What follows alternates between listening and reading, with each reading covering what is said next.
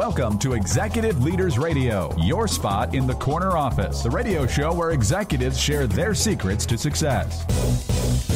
Executive Leaders Radio. You're listening to Executive Leaders Radio, broadcast from WHYY in Philadelphia. This is your host, Herb Cohen, with our co-hosts, including Kayla Murphy, Merrill Lynch, Andrew Hanlon, Hanlon Creative, Bob Carullo, Sabre Systems, Peter Kariakotis, Emmanuel Insurance, Michael Masiello, Top Stack, Chris Roth, Open Gate Consulting, and Katie Brewer. Katie, can you give us a rundown on who we have on the air today, please?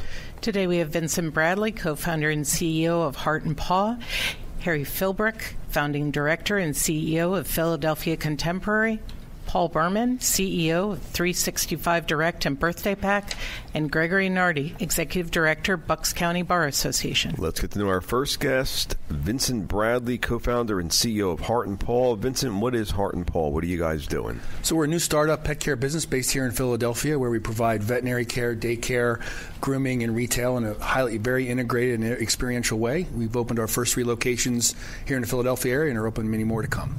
And where are you from originally? From Owensville, Ohio, a small town just outside of Cincinnati. And how many brothers and sisters? I'm the youngest of 3 boys. And tell us a little bit about how are you different than your brothers? Oh, wow. Well, not that they weren't, but certainly I've always been a very driven, passionate, certainly as a boy and then as a man. How'd that show up as a kid, 8 to 14, this drive? Well, I think that certainly in academics and sports and in the early jobs I had, both as a paper boy. Tell us about sports. So I played, baseball, soccer, and basketball. Mm-hmm. And in those sports, so in soccer I was a goalkeeper, basketball I was a forward, and in baseball I was a catcher. Drew? Yeah, what did those positions mean to you, especially baseball, I think, and soccer? Soccer was certainly my favorite sport, and as a goalkeeper, if you think about it, you kind of have the whole vision of the field to make quick decisions, directing your teammates, and a lot coming at you fast. There's a requirement of leadership back there, too, right? Certainly, yes. And you mentioned that you also were a referee and an umpire when you were younger? I was. When I was middle school in the local, kind of recreational soccer leagues as well as baseball, I was an umpire in calling balls and strikes as well as a referee in soccer. Wow, that's not an easy job to have as a kid. What do you remember from that experience? I remember needing to kind of be able to communicate effectively with the parents and coaches as well as players, kind of at all levels, and sometimes with a lot of emotion attached to it. So really, it was a stressful. I didn't think of it at the time, of course, but being able to handle that stress and kind of import that stress, export that calm, has certainly been something that stuck with me as I reflect back on it, even my leadership today. Yeah, I was going to ask, what do you bring to Heart and Paw from those days?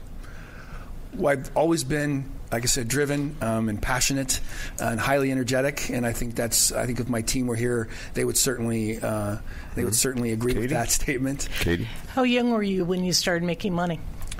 I think I was around 9 or 10. I was a paper boy, and after I think it was passed down from my two older brothers, and then I was a paper boy for the afternoon Cincinnati Post, which is no longer a paper, but delivered papers every day, rain or shine. And how many partners do you have in your business? So in addition to our financial sponsor, I have 2 co-founders.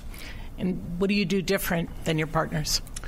Well, I think, as I said before, in some of the early, being a goalkeeper and a referee, et cetera, just really bringing a lot of drive and passion. Certainly they bring that too, but certainly as the first founder and then as a CEO, really translating that vision that we bring to the marketplace, both inspiring our team as well as to today's pet parent. Michael?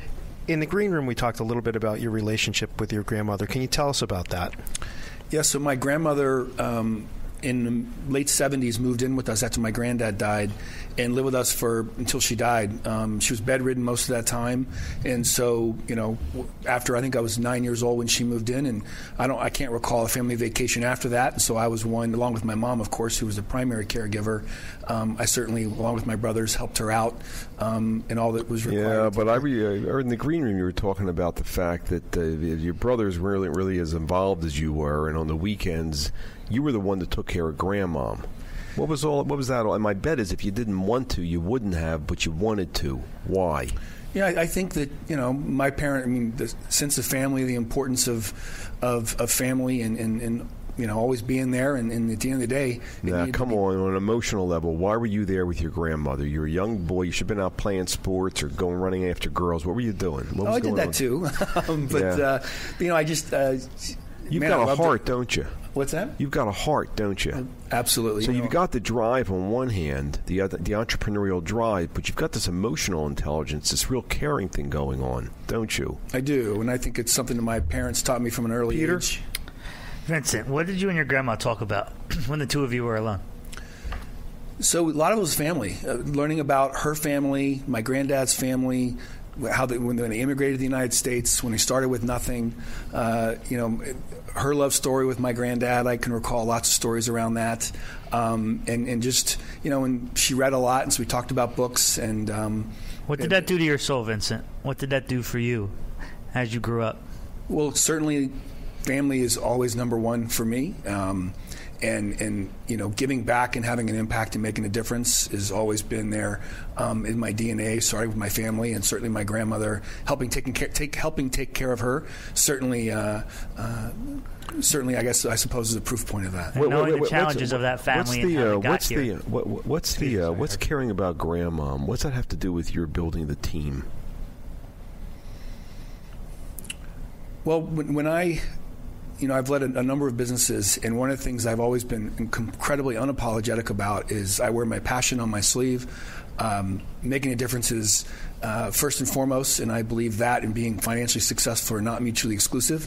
To me, it's an equation, and the financial parts. Why are you blushing right now? What's that? Why are you blushing right now? So you're actually seeing a connection between taking care of grandma and building a team, aren't you? Yeah, I am. What is that? At the end of the day, to me, working with people, working collectively on something that's bigger than yourself is an incredibly important and fulfilling endeavor. And we got that loud and clear. I'm seeing it written all over you, Bob. You were a server at a restaurant. How were you different than other servers? Yeah, one of my early jobs in high school was in a rib place in Cincinnati called Montgomery Inn, pretty well-known rib place. And, being a server, if everyone has ever done it before, it's multitasking, it's communicating, it's high stress, and certainly I think it's one of the hardest jobs I've ever done. And one of the things that would oftentimes happen is when a family would come in or a group would come in and the manager would perceive them perhaps as maybe being a bit of a challenge, I oftentimes got that table. Why? Well, I think I was able to, I think going back even in some of the early days of refereeing and umpiring, I was able to communicate. What's that have to do with building a business? Well, I think that being able to effectively communicate across a variety of people, just variety of situations. Just wanted to make sure I understood. Chris? Vincent, could you tell us a little about how you've grown your business? Well, first and foremost, I think we've got a great vision. It's needed out in the marketplace. Secondly, we've got an incredible team, and Can you talk a little about how you've affected that team? Yeah, I think that, like I've mentioned before, I bring an unapologetic passion for our business, for the impact that we're having on today's pet parents and consumers, and also on each other. And that everyone at Heart and Paw is there certainly make a paycheck, but they're there for something bigger than themselves to be part of that. And I think that I've helped translate that vision into a reality for them and for many consumers so far, and hopefully many more to come. Kayla? Vincent, what were your mom and dad like?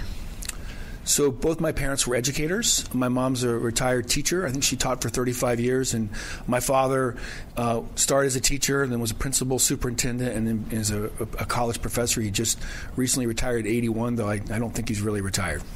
And you said he's one of 14 children? He is. He's one of 14 children. He was number 13 of the bunch. Grew up born in Appalachia, and then the family moved north to rural Ohio at a young age. And how do you think your dad affects you in building this business?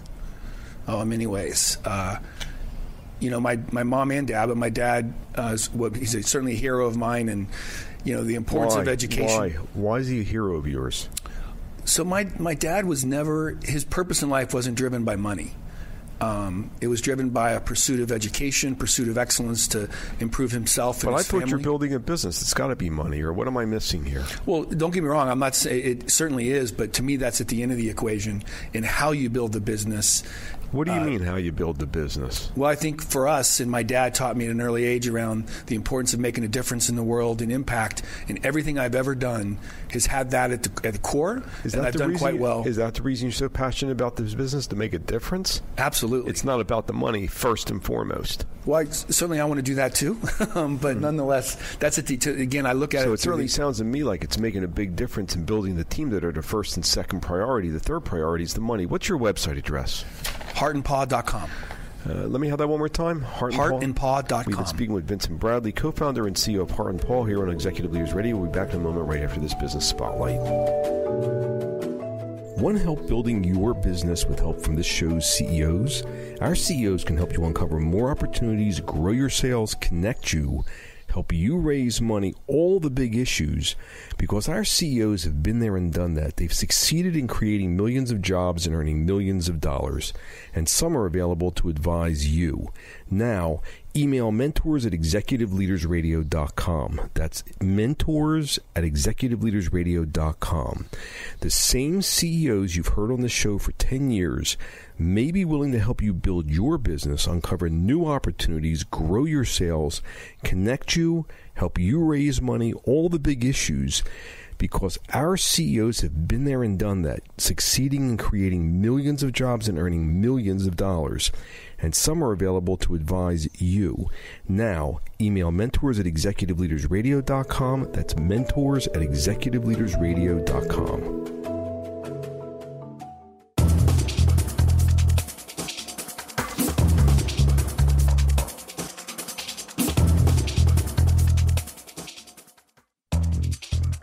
We're back. You're listening to Executive Leaders Radio. This is your host, Herb Cohen. We'd like to introduce Harry Philbrick, founding director and CEO of Philadelphia Contemporary. Harry, what is Philadelphia Contemporary?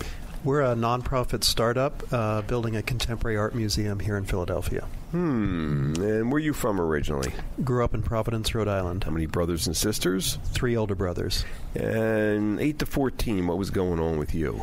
The biggest thing that happened was my dad passed away when I was 12. Oh. Okay, so what happened to the dynamics in the family about that time? It was tough. We went in the course of about 18 months from being a family of 6 under one roof to becoming a family of 2, my mother and I, because my dad passed away and my 3 older brothers were at an age where they were moving off to college or other pursuits. Okay, so it went from 6 under one roof to 2, and how'd that affect you? What happened there? It made me take on a lot of adult responsibilities, helping my mom transition from being a partner to her husband and a mother of 4 boys to living, as a single person and dealing with her grief. How did this shift your responsibilities in the house or the dynamics or whatever it was? Oh, in multiple ways, from practical levels of just being 2 people there to shovel the snow or whatever it might be, and on a really, I think, more profoundly on an emotional level, taking on adult emotional responsibilities. Mm-hmm. Drew? Harry, that's pretty heavy at 12, having to carry that responsibility and kind of take care of your mom. I'm just curious, who did you turn to? Well, my 3 older brothers, although they weren't living under the same roof, were all incredibly close to this day, and in particular my oldest brother. And how did they impact you? Like, what did they tell you? They gave me a real sense of love and support and belonging to a larger, that the family was incredibly important, and although we'd lost our dad, we still had each other. And how has that lesson impacted your leadership today? I think empathy, ability to listen, and the desire to really create community and support. Michael? Harry, in the green room, you mentioned your older brother is a minister. How did losing your dad so young affect your career choices in industry as well? Well, my dad was a writer, a poet, and also a professor at Brown, and I think those 2 sides, the solo pursuit of being a writer, influenced me to become an artist. And the fact that he was a teacher at Brown, he really was a mentor to many, many people. And for years, I would meet people and say, "Oh, was your dad Professor Philbrick at Brown?" Harry, who are you mentoring today? A lot of young arts professionals. The staff at PC is quite young, and I have a whole network of folks that I hope I'm helping in their careers. How does that impact you as a leader? It gives me great joy to be able to give back to people and in some cases replicate the support I got, and in other cases support I'd wish I'd gotten. And if your father was sitting across the table from you, what do you think he would say? Or how do you think he would feel? I hope he'd be proud. Why? That his values live on in me. What values? Creativity, sense of family, and desire to nurture. Kayla? So during that time after your father passed, how did you handle the grief? What was your outlet? I became an artist, and art was my way of finding my way forward in the world and dealing with everything that was had been given to me. What do you mean? Tell me more. It was, we grew up, although my oldest brother is a minister, we did not grow up in a religious family. It really was writing and art were the ways that we understood the larger world. So becoming an artist to me was a way to process what I was going through. Tell me more about that. What do you mean? It was a combination of creative expression and really understanding, being part of something bigger than yourself. Mm-hmm. What's that have to do with what you're doing today? Trying to create a space for art that can do that for many people. The vision of Philadelphia Contemporary is to be a really inclusive place, a place where people from all different backgrounds and stations in life can come together, and that art is one of the few things, like music or food, that can really bring people together. And where's that coming from in your childhood? It's coming from the fact that my dad was a creative writer, a poet, and also from that real sense, growing up as in a small city and part of the university, there was a real sense of those institutions being an important... Katie? When did this self-awareness appear in your life? How young were you when the self-awareness began to show up? Oh, I think in my teenage years. I ended up going to Brown University, and I dropped out after a year to move to New York City to pursue my career as an artist. So that was a pretty self-aware move, I think. How was that perceived by your family? To this day, I can't believe that my mom was supportive of it. Mm-hmm. Bob? Harry, you grew up in a cloistered environment of academia. What traits allowed your success in the real world of business? I think being an artist is really to run a very small business. You're an entrepreneur running a small business. How's that? What do you mean? Artists need to make things. They have very little financial resources, so you really become incredibly entrepreneurial. How do you make something out of nothing? Mm-hmm. Chris? You mentioned your mother about from a career path perspective and the changes. Tell me a little about how she supported you. My mother was an incredibly vibrant and supportive human being. She really was a fantastic mother to all four of us boys. And she believed in us and really allowed us to follow the paths that made sense to us rather than imposing a conventional path on us. How's that showing up in your daily activities nowadays? I think, leaving, I was director of a museum at the Pennsylvania Academy of the Fine Arts, and leaving PAFA. Whoa. You were the director of the Philadelphia Academy of... That's a really well-respected organization. Yes, indeed. You must have been being paid rather well, I would think. Well, yes, I was. And you decided to leave that role. I did. Are you crazy? Well, in retrospect, no. At the time, it seemed like it might have been. I think, I mentioned that my dad died when I was 12. He was 48 when he died. And one thing that I always remembered is my mom said to me at one point that he felt he had his best work right in front of him. He was about to do his best work. And that really stuck with me, and the sense of don't wait to do what is your best work. And I felt that while I was proud of the work I was doing at PAFA, I really had a vision for what a 21st century art museum could be, and I felt that I could do it. So why wait? Wow. So as opposed to looking at the risk, you looked at the upside.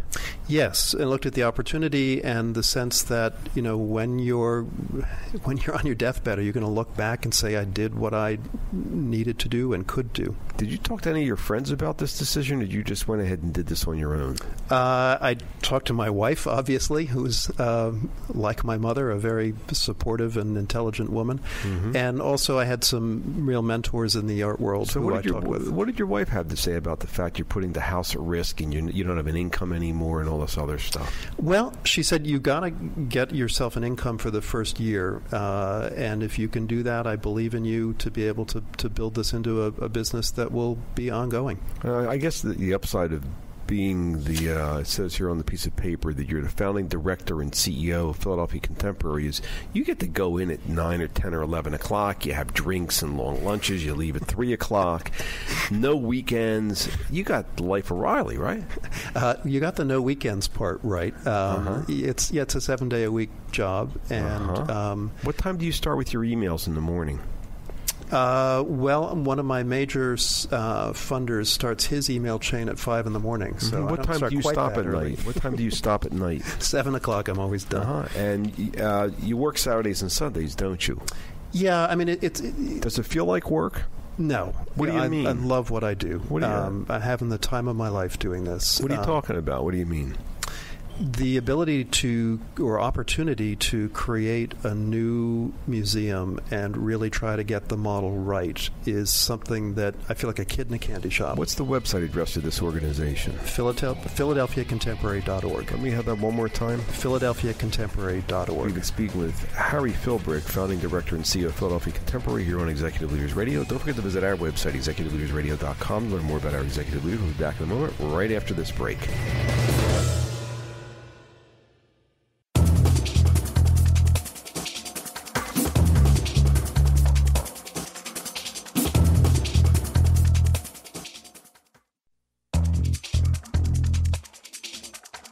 We're back. You're listening to Executive Leaders Radio. This is your host, Herb Cohen. We'd like to introduce Paul Berman, CEO of 365 Direct and BirthdayPak. Paul, what is 365 Direct and BirthdayPak? 365 Direct, we leverage life's memorable moments where life events are proven triggers for consumer spending. And tell me a little bit about where you're from originally. Grew up in a row house in Philadelphia. And I grew up in a row. How many brothers and sisters do you have? One sister, 8 years older. One sister, 8 years older. And Drew. Yeah, how did the Cub Scouts impact you at a young age? I recall going with my father to an intro for the Cub Scouts. There were some awards, and I saw the Cub Scouts, wonderful organization. And way back, my father said, "What do you think?" And I said, "There's no way I'm wearing those uniforms ever." And I think that was my spark of being an entrepreneur and just not being told what to do. Yeah, it sounds like it. And then how about golf? You mentioned you were pretty heavy into golf at a young age? Yeah, so I remember going to wilderness camp when I was 13, and that started my love of the Appalachian Trail. And then I hit a few golf balls, and I was really good at it, and it just hooked me. It was 24/7. And when you say 24/7, what do you mean? My goal was to be a pro golfer, and just saw myself winning the U.S. Open, and my dad or brother-in-law watching me and being really proud. And so you have the ability to really focus in on something then? Yes. An early mentor was Art Warrick. He was on the mini tour, and he turned me on to the book by Tim Galway, The Inner Game of Golf. It was actually The Inner Game of Tennis then. They didn't have the golf book. And what did being able to focus and do something 24/7, like what did that teach you about running a business? Just being able to laser focus and be able to block things out and get rid of the noise. And Well, talk to me a little bit about golf at a high level, because it becomes 80% mental at that point. What did you learn at such a young age to help you overcome your doubts? So, Peter, I would just say that Arnold Palmer once said that golf is 100% mental, and your hand and body are just there for the ride. That's fair. That's fair. And you had mentioned that the Club Pro had opened you up to a book. Now, can you explain how that book changed or impacted your life at that age? So I was 16 and competing for the club championship, and one of my best friends I was competing against, Nardi, asked if I'd turn him on to the book, and I said, no, I'm not going to tell him about it. You can. And at 17, I was able to win the club championship at Hidden Springs, which today is Commonwealth in Horsham, and that was really helpful to find my life. It's a major accomplishment. How does that show up today as a leader in your organization? That Zen philosophy, what does that do for you as a leader? Driving myself and the team for high levels, and we're a traction company, and we have really great core values and all those good things, and the business books I listen to and the things that I take in help me drive a better business and a better team. Chris? Paul, in the green room, you had mentioned that you're doing some backpacking. Talk to us a little about what you're doing with the backpacking. So I joined the Entrepreneurs Organization, got into a forum, signed up, and got a mentor. And he asked me about the important relationships in my life. And what I quickly understood is he helped me identify I had no relationship with myself. It was my wife and children and employees and clients and such. I was 300 pounds, obese, a heart attack waiting to happen. I can't tell you when, but it was the fall of 04, and I decided to hike the entire Appalachian Trail from Georgia to Maine, and so far I've hiked 2,000 miles of the 2,189. What's that done for you? It's hurt my back. I'm pretty crippled, and in the fall of 16, I fell on Mount Katahdin and wound up in the emergency room with a couple of broken ribs, and still today I'm rehabbing and hoping to be back out there next summer to finish. What do you think about when you're hiking? You know, it's interesting. It's a good question. I don't think about business. I think about my wife, relationships, and what's quite interesting being out there all day long, mostly alone, is it runs through all of the emotions of happy, sad, cold, hot, hungry, thirsty, not hungry, and, going up mountains, and there's no out. You just keep going. You just keep putting one foot in front of the other, and, unless you get a helicopter out, or quit, there's no option. When you're growing up, were you a good student? No, horrible. Tell me more. I'm just not a book person. I think I'm better at doing. I use things like Evernote for organizational skills, which is awesome. And I got the CD in the book. I never read it, and I just hired a coach, and 5 hours later, I was off and running. And how does that translate into how you run your business? I'd say the audiobooks I listen to, mostly about the special forces and business and select things, and people like Vern Harnish, I think one of the great entrepreneurs on the planet, with Jim Collins and some others. I take their book references. I just got one from Drew today, and I will listen to it and take those lessons and put them into play. Michael? Paul, you were able to achieve excellence in golf and lose a lot of weight. Do you see any common denominators that enabled you to do both those things? Yeah, I would say some of the core values and the things I listen to, which is the common threads, is, the never give up, the work hard, have a thirst for learning, and I'd say implement. It's all about the implementation. How do you think those denominators are affecting you in business today? So, book on the way down was Measure What Matters, and, what gets measured gets done. So losing weight, I would get on the scale every Friday morning and put on a spreadsheet and other metrics, and whether it's business or weight loss or the Appalachian Trail or whatever else, it can typically be boiled down to metrics, and you either hit them or you don't. I was much better in math than English, so 1 + 1 is 2 last time I checked, and that's pretty consistent. Robert? Paul, in the green room, you mentioned you transitioned from an introvert to an extrovert. How does that play? So a good friend of mine in Texas in my young 20s, he said, I think you could really be a glaring extrovert. And I was really introverted. And I started getting into sales, and I'd literally be nauseous, walking into a cold call. And I read the book by Tom Hopkins, How to Master the Art of Selling. And I realized if you made 10 calls and 3 bought, the 7 that say no are just getting you to the 3. So that really helped me just drive through, and had to do it and make it a living, and eventually came out of my shell. And you also mentioned entrepreneur quite often. How do you stand out as an extrovert in a room of extroverts? I talk a lot. I interrupt too much, and I do listen, but kind of a strong voice, so usually. Did you have any role models growing up? I'd say my father, Kayla. He was probably number one. Why? He was just awesome, super smart. John Mauchly, who invented the computer here at the ENIAC 1 at University of Pennsylvania here in Philadelphia, was one of his business associates, and I remember lots of conversations about business, and I actually got him into playing golf, which became a passion, so clearly my father, no doubt about it. Paul, you've had a lot of success in your life starting at a young age, but one of your biggest successes you shared with us was from failure.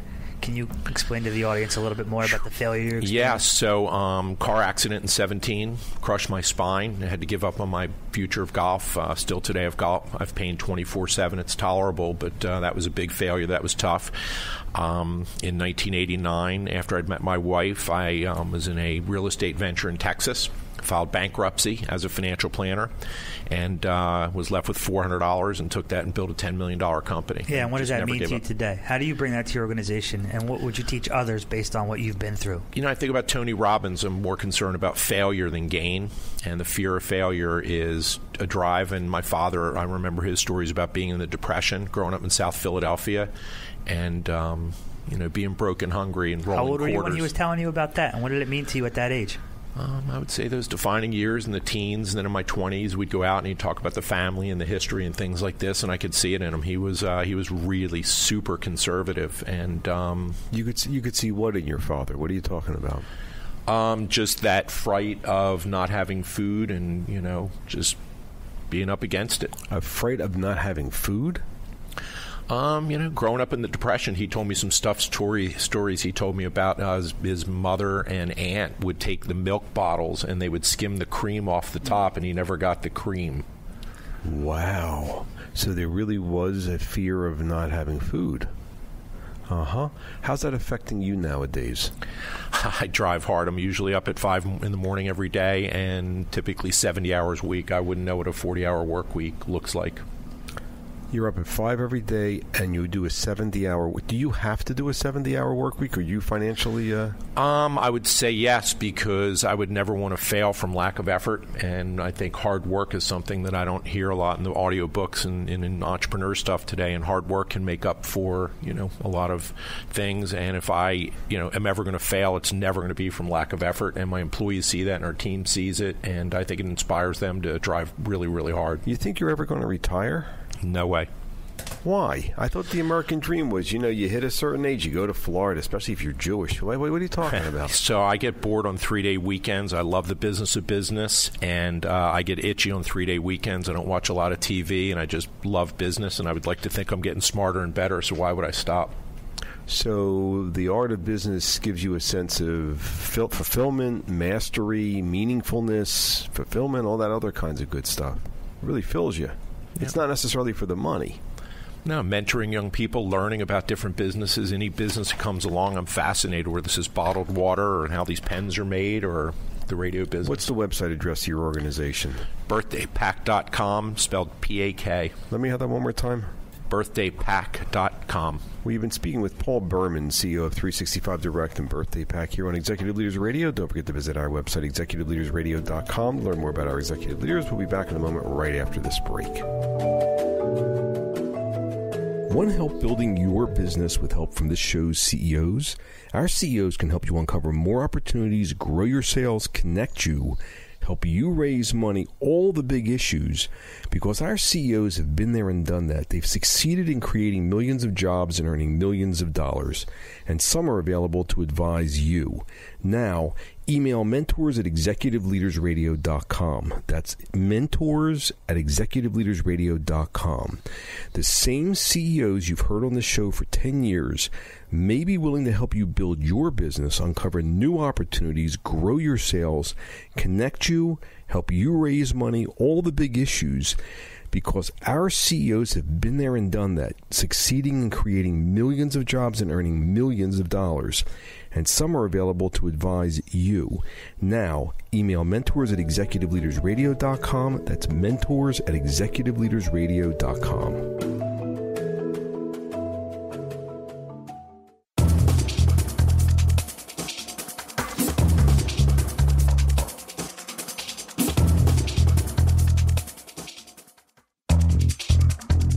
We're back. You're listening to Executive Leaders Radio. This is your host, Herb Cohen. We'd like to introduce Gregory Nardi, Executive Director of Bucks County Bar Association. Gregory, what is the Bucks County Bar Association? It's a membership organization of approximately 800 attorneys in Bucks County taking care of their professional needs and serving the community.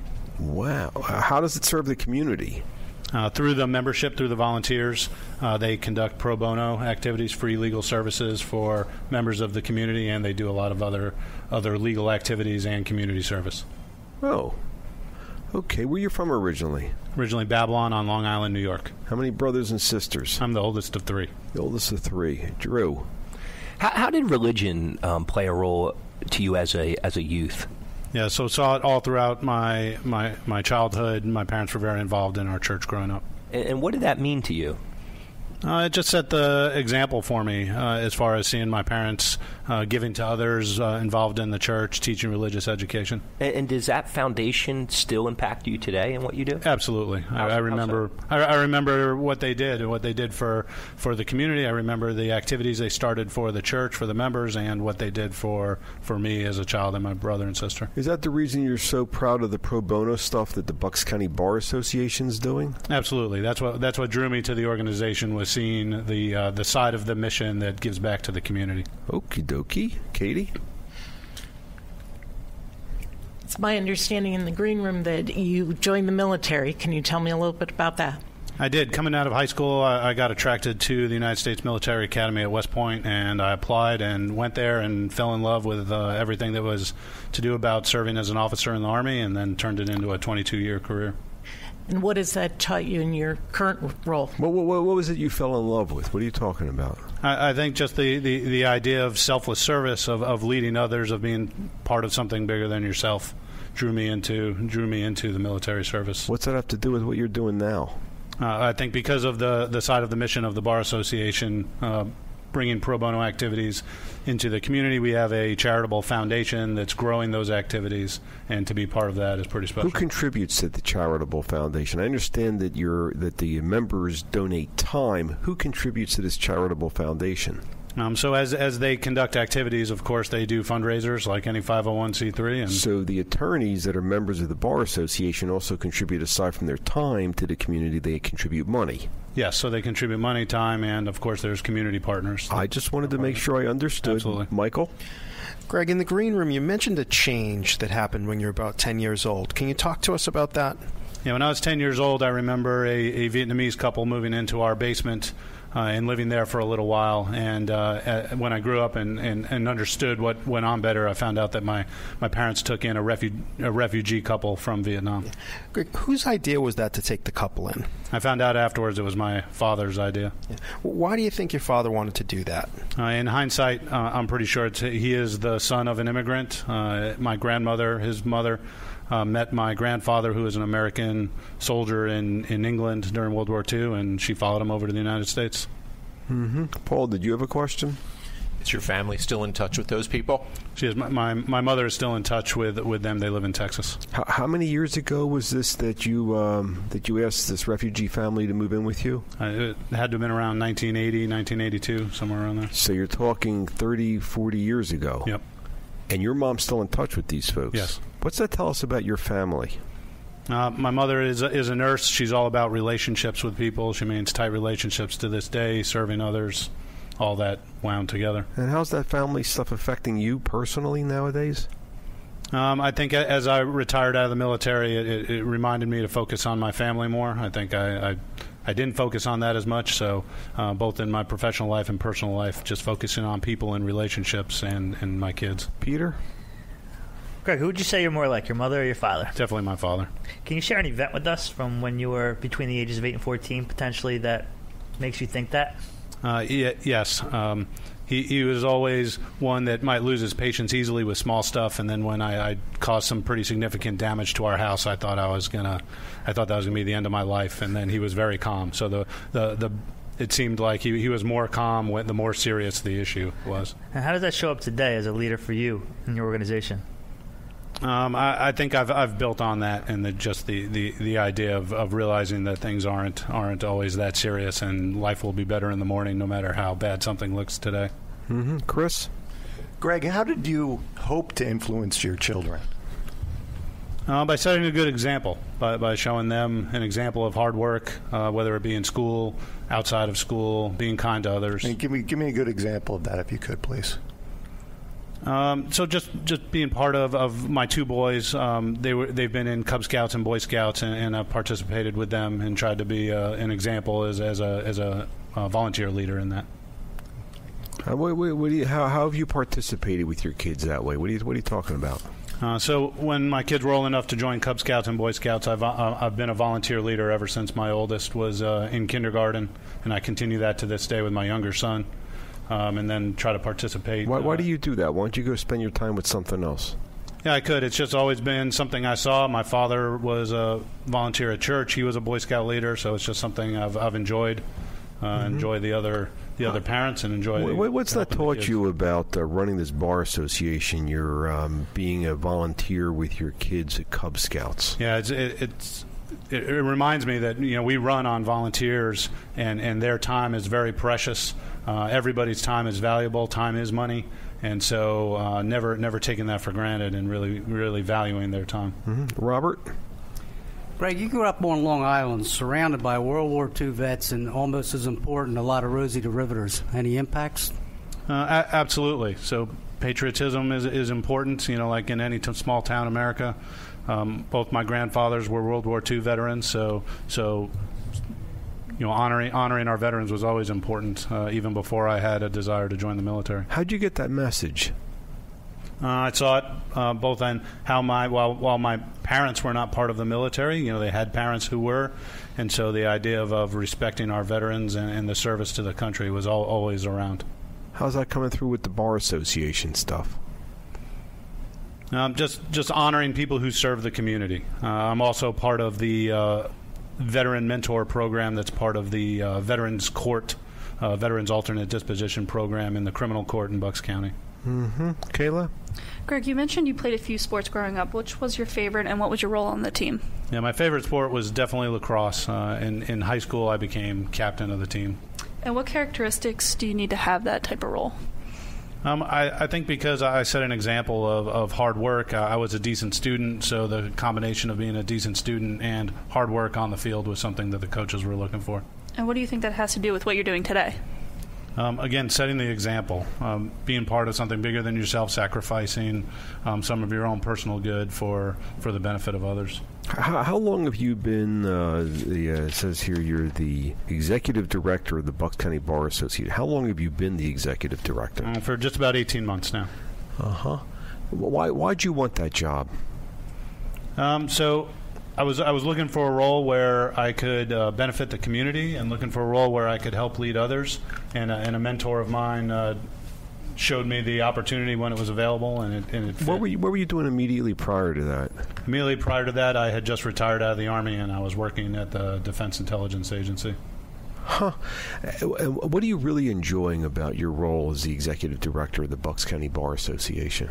I think it's in seeing what our members bring to the community. So often I see, one attorney can smear the name in the newspaper for so many when they do something bad, and every day I see tons of attorneys giving time back to the community. They don't look for press, they don't seek recognition, and they're giving lots of very valuable time and very valuable resources. So we're talking about that the negative news is what gets published nowadays, but in spite of the fact that you've got a lot of attorneys that are donating their time and a lot of attorneys that are also donating their money, that doesn't get the press. No, not as much. Certainly negative press seems to move faster than positive. Drew, what were you thinking? No, I was thinking along the same lines. You mentioned earlier deeds, not words, and I'm just curious what that means to you. Yeah, that was something after my father passed away 2 years ago, that seeing that motto in the Army, and when I heard the stories from his friends and people in the community, I realized that was kind of how he lived his life, always doing things for others but never looking for a lot of recognition. And you wear a pin of the American flag on your lapel. What's that mean to you?